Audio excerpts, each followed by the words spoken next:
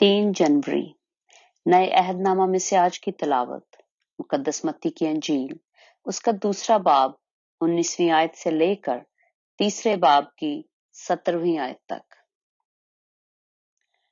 जब हेरोदिस मर गया तो देखो खुदावंद के फरिश्ता ने मिस्र में यूसुफ को ख्वाब में दिखाई देकर कहा कि उठ, उस बच्चे और उसकी मां को लेकर इसराइल के मुल्क में चला जा, क्योंकि जो बच्चे की जान के ख्वाहां थे वो मर गए। बस वो उठा और बच्चे और उसकी मां को साथ लेकर इसराइल के मुल्क में आ गया। मगर जब सुना कि अरखलाउस अपने बाप हेरोदिस की जगह यहूदिया में बादशाही करता है तो वहां जाने से डरा और ख्वाब में हदायत पाकर गलील के इलाका को रवाना हो गया और नासरत नाम एक शहर में जा बसा, ताकि जो नबियों की मार्फत कहा गया था वो पूरा हो कि वो नासरी कहलाएगा। मुकद्दस मत्ती की अंजील उसका 3 बाब।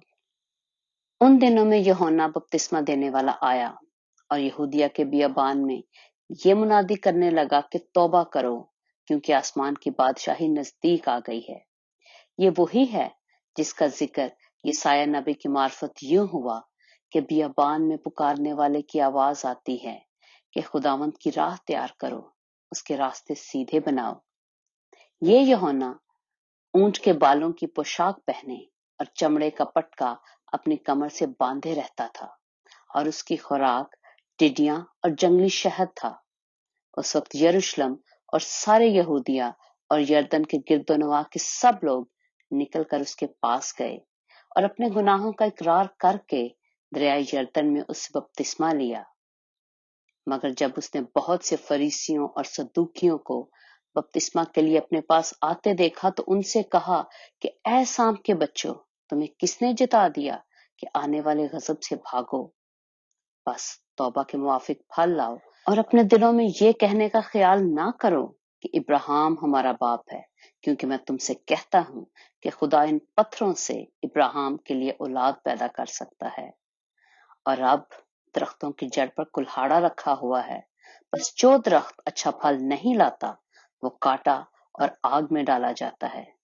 मैं तो तुमको तौबा के लिए पानी से बपतिस्मा देता हूँ, लेकिन जो मेरे बाद आता है वो मुझसे जोर आवर है, मैं उसकी जूतियां उठाने के लायक नहीं। वो तुमको रूह कुदस और आग से बपतिस्मा देगा।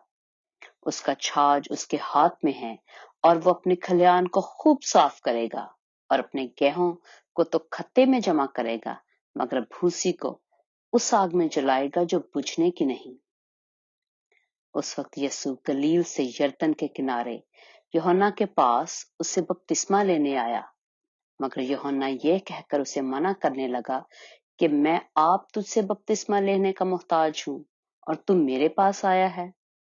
यीशु ने जवाब में उससे कहा, अब तू होने ही दे, क्योंकि हमें इसी तरह सारी रास्तबाजी पूरी करना मुनासिब है। इस पर उसने होने दिया और यीशु बपतिस्मा लेकर फिलफौर पानी के पास से ऊपर गया और देखो उसके लिए आसमान खुल गया और उसने खुदा के रूह को कबूतर की मानद उतरते और अपने ऊपर आते देखा। और देखो आसमान से ये आवाज आई कि ये मेरा प्यारा बेटा है जिससे मैं खुश हूं। खुदावंद के पाक कलाम के पढ़े और सुने जाने पर खुदावंद की बरकत हो।